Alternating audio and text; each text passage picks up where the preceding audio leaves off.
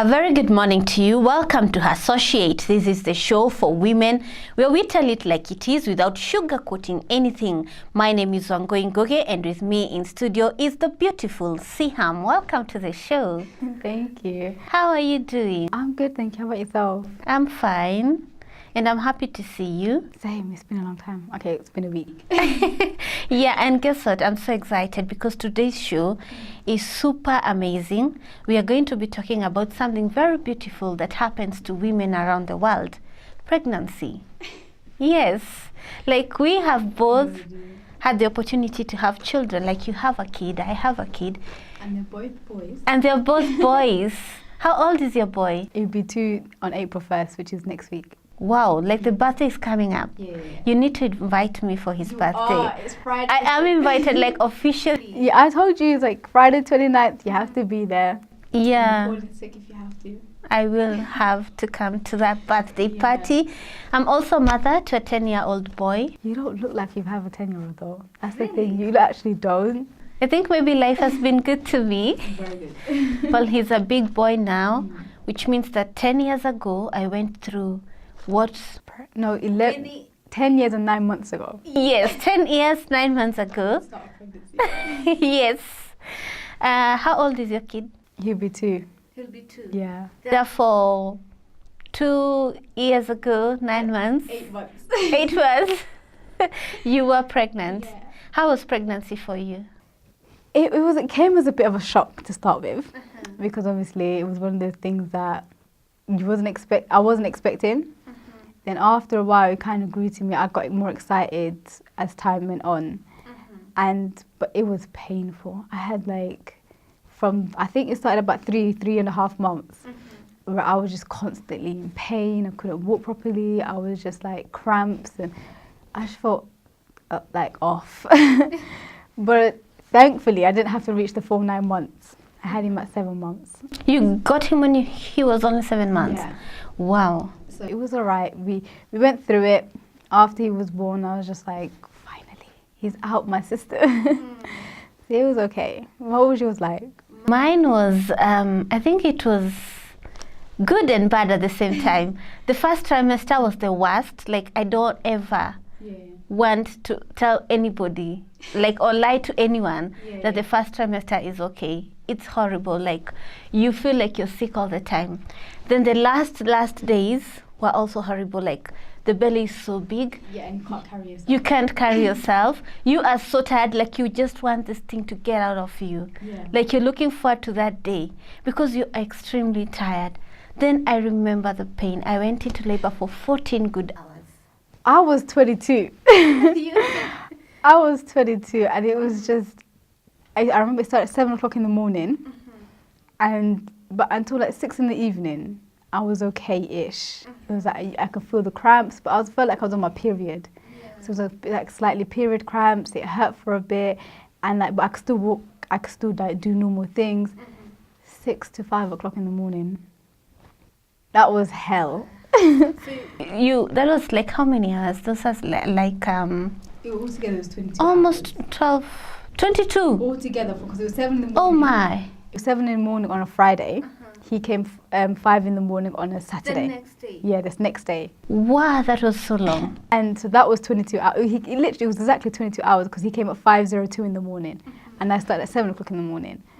And I remember checking the time and it was exactly 7 a.m. when I felt my cramps, when I felt everything. And it was just, so from 7 a.m. to 6, it was okay. I was still moving, I was still able to talk, I was still able to sit properly. But I felt like I was like minor labour pains. 6 o'clock came, about 6:15ish came, until 5 in the morning. I was like screaming the whole time. Like the pain. I'm telling you, the pain is horrible. Like you feel like you're dying. That's what I felt. I felt the worst pain in the world. I never thought it's that painful because people used to tell me it's painful. But I did not expect it to be extreme. They sugarcoat it for you because they want you not to be too scared. And then they say to you, but every woman goes through it. It's fine, you'll forget about it soon. And you're just like, but when you're in the pain, you're not thinking about all of that. You're thinking about, why did no one tell me this is what was to come? But when you look at your child right now, how does it make you feel? Do you still remember the pain? Do you say like, this is the product of pain? No, I don't think so. You don't remember the pain, it's true, but I think with me, sometimes when it gets on the last nerve, just sometimes they're just very, very, very annoying. You're like, I went through so much pain for this little thing that's very annoying, but you can't, it's to the point where you can't remember the pain to even explain it to someone. You can't say to someone, oh, this is how I felt, that's how I felt, because you can't remember it. And I think it's like that with all the pain. You like, for example, if you like broke your leg, you remember it for the first few months or the first few weeks, but after that you're just like, oh yeah, I remember I broke my leg, but you can't remember how it felt. And I think that's the same with labour. You don't remember it after a while. Yeah, and after you give birth, that's when you realize that pregnancy was not even a big issue. Raising this child is the bigger issue, because so much responsibility comes to you as a mother. Like, you're responsible of another human being, their health, their mental health, their well-being. Like, you have to be there for that child 24 hours. 24/7, exactly. And that's where the biggest task is. But I think after you get past the first year, after that, because they start to do their own things, like they're not constantly under your responsibility, in the sense where they're playing games now. They're not just lying there anymore. So you have like that 10-minute break of while they're watching TV or while they're playing games. And it's just, I think after you get past the first year, the rest gets easier as time goes on, because it's like now they can do activities. Yeah, they can even tell themselves like, I want to pee. They don't have to pee on themselves. Like, they even ask you for potty. You can potty train them. Work gets easier. They can even hold a spoon and feed themselves. They tell you when they're hungry. They tell you when they need the toilet. They tell you when they're bored. So now, because they're communicating with you, it gets easier. But before, you're like, they're crying. You try to feed them. They're not hungry. You don't know why they're crying. You try to change them. Their nappies are clean. You're just like, what do I do? And I think kids, when they're like between when they are born until they're around 1 year, they get sick all the time. You don't even know what's making them sick. High temperatures all the time. Oh my.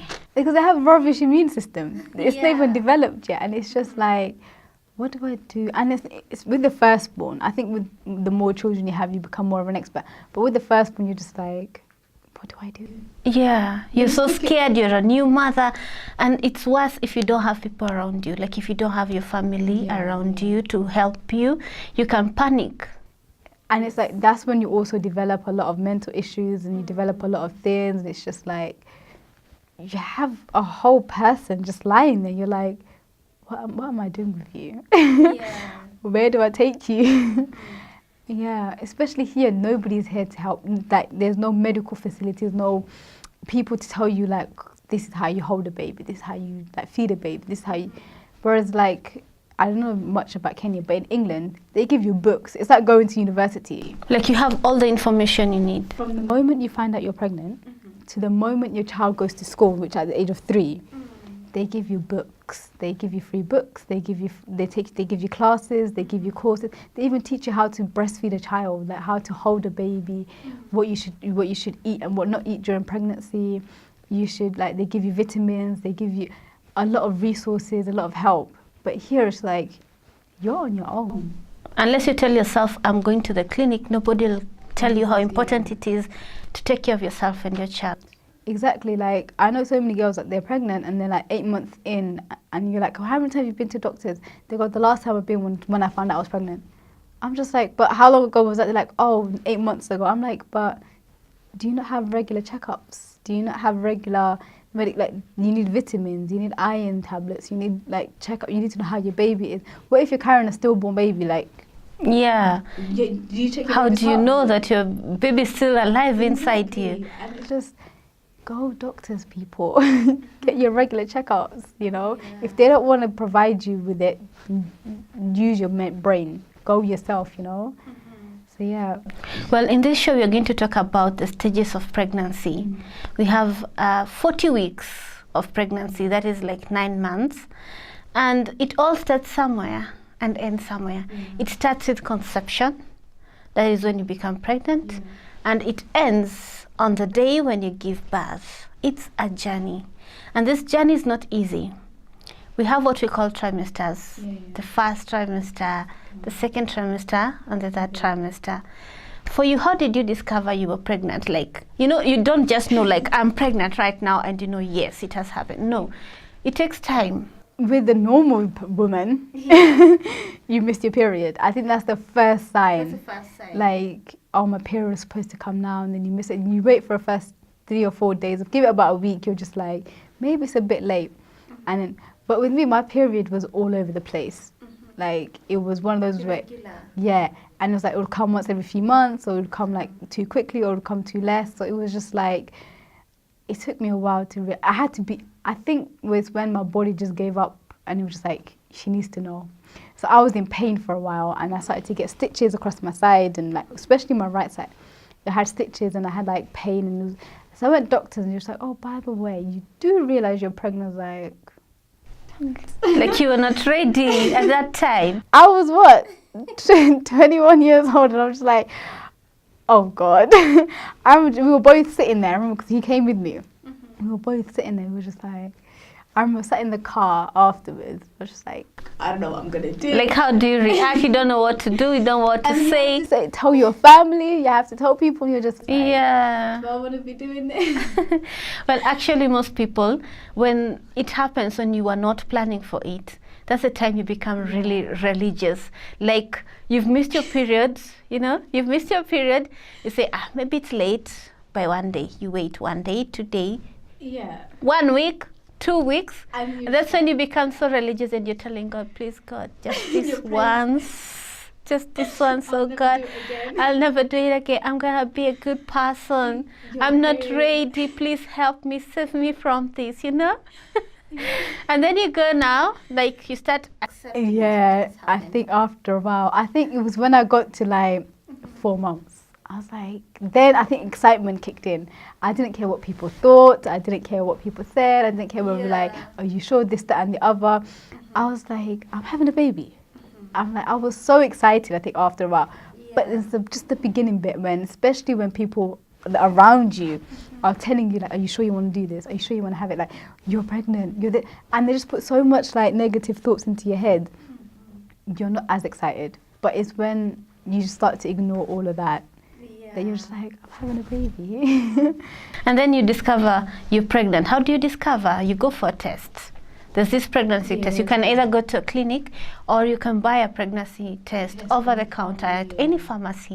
But here it's such a taboo to go to the pharmacy. It's a taboo. It's like to go and say, I want a pregnancy test. You know, if you're an older woman, they automatically assume that you're married, you've probably had previous children. But for someone like me, and they just look at you like you're 30. Like, how can this girl be married? I didn't go. Look married. I didn't go to the pharmacy. I had to say to him, I was like, I'm not going. I'll be waiting in the car. I'll be waiting at home. Just go and buy them for me. Like, because I look at them, they just, even in England, they would just look at me like, but you look like a 12, 13-year-old. Why are you buying pregnancy tests? But because if you don't obviously go to doctors where they have your birthday and everything in the system. And I would send him every time I'm going, I'm just like, can you go buy pregnancy tests? And then there's that moment, like you've done the test, now you're waiting to see whether you'll get 2 lines or 1 line. That is the most tense moment. And I think you wait for 5 minutes, don't you? Yeah, and like you're you just have to wait for 5 whole minutes. Sitting in the toilet, like, please be 1 line. And then you find out that there are 2 lines, so finally you confirm you're pregnant. I didn't. I went for 2nd and 3rd and 4th one. I was like, what if it's broken? It's true, people don't believe, like they think this one must be faulty. I need to try again. Like you can even try 5 times. Yeah, I went for quite a few. But the thing is, the first time around when I was found out I was pregnant, I found it from the doctors. So I believed that the first time. You believe the doctor more than doing your own test? Because you can't rely on a little tiny. You never know if it works. What if they're all faulty? Yeah. So the first trimester begins. You know you're pregnant, you haven't had your periods, and then all these feelings start happening. You feel sick, nausea, morning sickness. Like everything suddenly turns out to be different. You hate certain smells. You can't smell things you don't want to eat. Yeah. I remember I used to hate the smell of fried onions. whenever I hear someone is cooking, like I smell the smell of onions. I didn't hate the smell of onions. I hate the smell of fish. Till today, though, I hate the smell of fish. Right, raw fish. And it's just, it makes you feel sick and disgusted, especially when you're pregnant. You're just like, raw, you don't want to smell raw fish. Yeah. So till today, I still hate it. But then it was more of an extreme hate than just a normal hate. But it was, I never had morning sickness. You didn't have? Thank I had God. morning sickness. I didn't. You vomit until you're not vomiting anything, you're just vomiting water sometimes. You become so dehydrated, so weak. And some women don't even feel like going to work during that time because you feel sleepy all the time. Because you're vomiting out everything. Yeah. Like walking out of bed becomes the hardest thing to do on a daily basis. It's horrible. Especially as you get bigger and bigger, and then it's just, you get heavier with time going on. Start adding weight, but some even lose weight because you're vomiting, you're not eating. You know, at that time you don't feel like eating. I lost a lot of weight, but it wasn't because I wasn't eating. It was because I was so active. I was working until I was 6 months. I was just because I was working at a school back then. So I was always playing football with the kids. I was running around. I lost plenty of weight. Yeah. So the first trimester usually happens from conception to the 12th week. Yes, 3 months. Yeah, 3 or 4 months. Around 3 months. Yeah. At this time, the belly is not showing. You don't have a baby bump yet.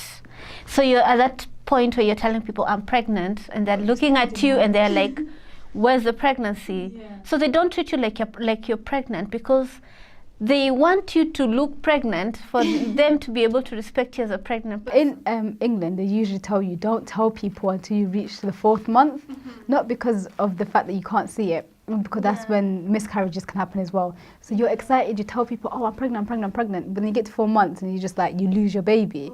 And then you're just like, I built up so much excitement. Yeah, like and you've told people and then now you don't have it. Now I have to tell people that my baby's gone. So they tell you in England, don't say anything until you reach 4 months. Because then after 4 months, it's very, very, very unlikely for you to have a miscarriage. Yeah. So in England, we just keep our mouths shut. You count down the days, like calendar-wise, just like, okay, 4 months. No. So yeah, and that's when the bump, I think, starts to show as well. Yeah, like in the 2nd trimester now, the bump starts showing. You start adding weight, you start looking bigger. Your skin kind of becomes smooth, you glow somehow. Your hair grows. Your hair grows, like you have longer hair. Yes, you look beautiful when you're pregnant. It depends. Some people get acne, by the way. It depends on, I think, the child or your hormones. Some people like have disgusting hormones. Like I had mood swings. 1 minute I was happy, the next minute I was upset, the next minute I was crying. I'm like, but why am I crying? The next minute I was just angry. The next minute I was like, you know, when you have emotions, but you don't know why you have these emotions, and you're just like, why am I happy? Why am I crying? Why am I like angry? And like the smallest of things would annoy me. And you get up into beefs with so many people. You argue with people for no reason. I avoided people the whole time. I was just like, I need to be on my own because I'm going to get angry, I'm going to get upset. So, but it's hard. It's when you're working, it's hard to avoid people. And it's just pregnancy. And then there's this cravings one develops. Like you have a craving for a certain type of food and you overeat it. Like for me, I remember I was craving oranges and apples and ice cream. Like you want to eat a lot of ice cream. You're healthy though.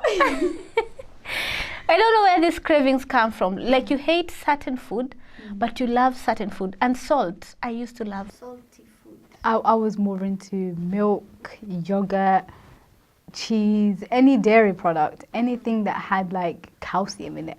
I was like, I would buy milkshakes every day. Yeah. I had so much crisps or chips as they call it here. I had so much of them. I had like cheese. I would buy pizza, I think, every day. Just because they don't have cheese here, proper cheese here, just to satisfy the cheese cravings, yogurts, ice cream, and you're not supposed to have all of that during pregnancy. Because you'll add weight on your baby, like your baby will be too big. And then you develop their bones a bit too much. I didn't know this because I was here. and I was craving, so I would eat it, and then he became so big, so big, to the point where by the time I was 7 months, I was just like, I looked like 11, 12 months. Do you know those extra? Yeah. He was just huge. He became so big. So if you're pregnant, don't have too much dairy products. Yes. And then you start realizing that your clothes don't fit anymore. Your boobs grow so big and they're so painful. Yeah. Then you have these back aches. I don't know where they come from. I still have it till today. The backache? The backaches. If I work too much, my back still... The same place that it hurt when I was pregnant still hurts now. Oh. And thighs. Some people even swell. Their legs swell. Have you seen women with swollen ankles and swollen legs? It's because I think it's the blood flow or something. They tell you all of these things. You're just like... Here, they need to educate people. I learned all of this when I went back to England to have the baby. But when I was here, I was oblivious to what pregnancy, like what I'm supposed to do, what I'm supposed to eat, where I'm supposed to go. Like, nobody tells you anything. You're on your own, and obviously. But in England, it's, if you guys get pregnant, please go, and you have the capacity to go to England, just go. I think we have good hospitals here. We still have good maternity hospitals here. Yeah, but they don't educate you on pregnancy. Like, they need to upgrade the way they do their, is it the antenatal or prenatal care? Yeah. Like, they need, like in England, they will send you letters.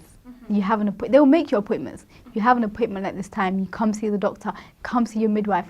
You have midwives that come to your house. You have midwives that come visit you at work, or if you can't come to doctors, they'll come work, or they come to, because they want you to be healthy. But here, you find out you're pregnant. You're on your own until you give birth.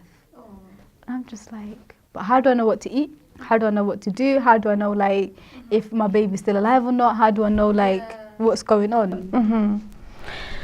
Well, by the time you're in your second trimester, someone starts feeling okay, like you can eat food normally. You don't have all those nauseas and morning sicknesses, but now you start getting tired when you go now to the third trimester. Your belly is so big, your belly button protrudes, like you can see through your dress. It becomes, I don't know what happens, just pushes itself out. Yeah, it becomes like sort of like inside out type thing. Yes, like it goes inside out. You're heavy. You cannot walk for long. Yeah, like you have shortage of breath. And then now it's time to start preparing now to deliver. And you're starting to get scared. How will it be? I think I got more scared when I got to like 6 months, like start of my third trimester. But the second trimester, you start to buy your stuff. And you get more excited. You're like, oh my God, I'm having a baby. You buy your baby stuff, your clothes. You buy your maternity clothes. You buy the cots. You start to get ready that little baby room. And probably you already know the sex of the baby, whether it's a boy or a girl. Like if you went for a scan. So you can be able to choose which clothes you're buying, the colors, all that. And it's fun. Decorate their room and stuff. And I think the second trimester is when you have that excitement mode. So you're just out there shopping. And that's when people spend too much money as well on baby stuff. Because you are too excited. If it's your first time, you don't even know what is necessary and what's not necessary. You can buy things that they're not really necessary for a baby because you're too excited. I still have stuff that my baby hasn't worn or used that I just got out of excitement. Or maybe you buy clothes that are too tiny. No, I didn't buy stuff that was too tiny, but I brought so much stuff that I think at least a good 50% he didn't use. They're still brand new in a suitcase. And everyone's like, you could use it for your second or your third baby. I'm like, I don't even know when I'm going to have my second baby. And you guys are telling me to start continuously thinking about... baby. And I do have blankets that he's never touched. I have clothes that he's never worn. I have like shoes, I have socks, and I'm just like, how much stuff did I buy? Because you were excited to have your first baby. Exactly. It was, and I brought so much toys that he didn't start playing with until now. I brought so much like nappies and stuff that he grew out of really quickly. And it was just like, I spent so much money. So the day comes when you going to the hospital now to deliver. First, what happens? You start feeling some pain. Some people will think that they want to go to the toilet because you don't know what's happening. You feel like you want to push something out, but you're not sure what it is. And because you have a baby in you, you're just like, is it safe to sit on the toilet? Yeah, some people say don't sit on the toilet, you might drop the baby in the toilet. Because it's happened before. Yeah, it has happened. I've heard of women who have, it has happened to them. Because you know, some women don't even feel that much pain. They're so lucky. Yeah, they're lucky. Well, finally you deliver your baby and you get to hold your baby and you're so happy and you forget the pain and the journey. You don't forget the pain because you're happy. Yeah. You forget the pain because it's like responsibility. Yes. I think if someone says to you, forget the pain because you're happy, they're lying to you. You forget, like, it's not the pain you're forgetting, you just... I think it's the first born thing. As soon as they put the baby in your arms, you're like, crap. Oh, you're like, oh God, what am I doing? Like, there's a baby here. Like, it's a human being, it's alive. Like it's breathing. It has a heartbeat. Exactly. Like, what do I do? Like, it's all like a fantasy until they're in your arm. Yeah. So I didn't forget the pain because I was happy. I forgot the pain because it was like, what do I do?